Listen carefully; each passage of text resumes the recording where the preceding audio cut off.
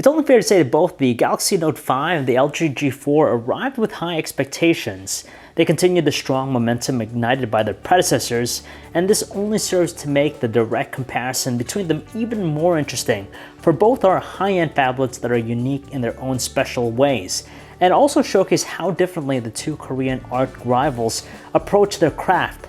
Hey guys, John V from PhoneArena here, and you're watching our video comparison between the Samsung Galaxy Note 5 and the LG G4. Samsung and LG seemingly have a wildly different understanding of premium. Samsung opted to go with a metal and glass chassis. The result is a prime example of modern-day industrial design with its sleek aluminum lines and glassy sheen.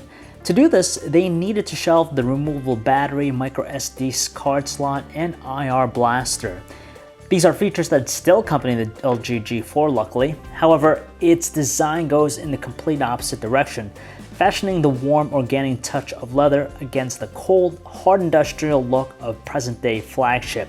At the foundation though, it's still a plain plastic device. There's no winner here, as the battle is merely a question of preferences and needs. If you like the modern metal and glass aesthetic and don't mind the lack of a removable battery and micro SD card slot, go for the Note 5.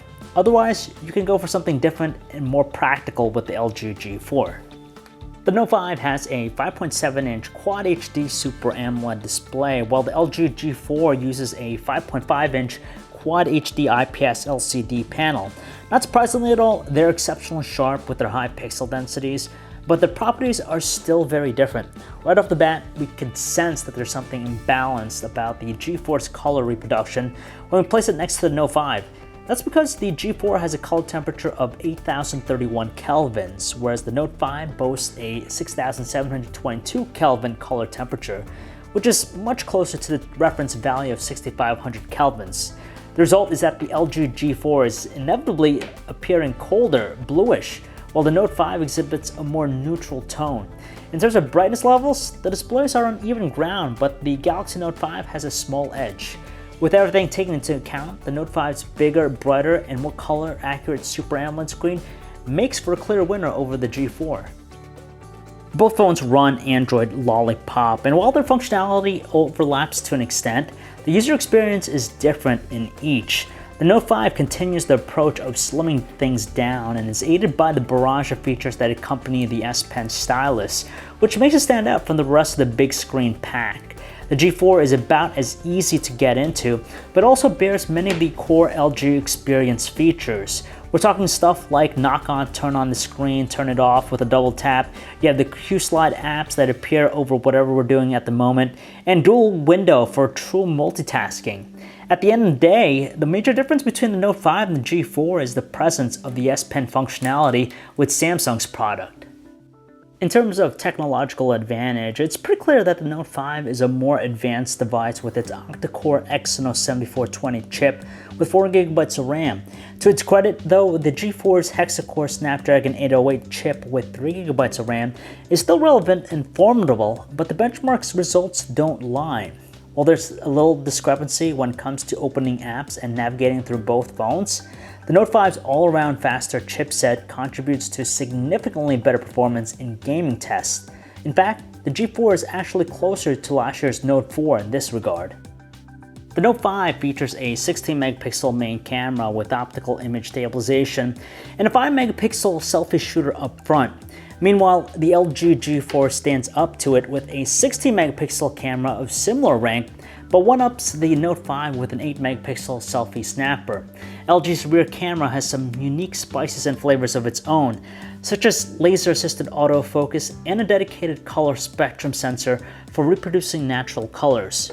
Now, both smartphones boast elaborate camera apps that contain very usable automatic shooting modes, as well as fully featured manual modes that let serious shutterbugs take full advantage of their camera sensor's potential. Between them though, we certainly find the G4's camera interface to be more in line to that of a standard digital camera. In typical daylight shooting conditions, the Note 5 accomplishes an evenly exposed image, but also goes for a warmer white balance 99% of the time. Comparatively, the G4 pulls off rather natural colors that represent the actual scene to a more realistic extent. This is likely attributed to the color spectrum sensor working its technological magic. On most occasions, the G4 managed to do just a little bit better than the Note 5 in the details department, along with delivering a slightly better overall scene exposure. In low light, the G4 doesn't always keep up those natural colors we've been praising. The presence of multiple artificial light sources tend to confuse it into throwing a bit too much yellow in the color mix for some reason, which may give photos a yellowish tint. The Note 5 has no such issues, able to handle different light sources reasonably well, and fare quite favorably with automatic white balance and exposure setting. When it comes to video quality, we're given a wealth of resolutions to capture video. We have a full range that encompasses VGA all the way to Ultra HD. Now comparing shots, they're shots in 1080p resolution at 30 frames per second. Details are good with both, but the Note 5 looks ever so slightly cleaner. Same goes for its digital zoom feature, which looks a bit clearer up close. Even though its audio output is less at 70.7 decibels, the Note 5 is still loud enough to have a commanding presence in small rooms.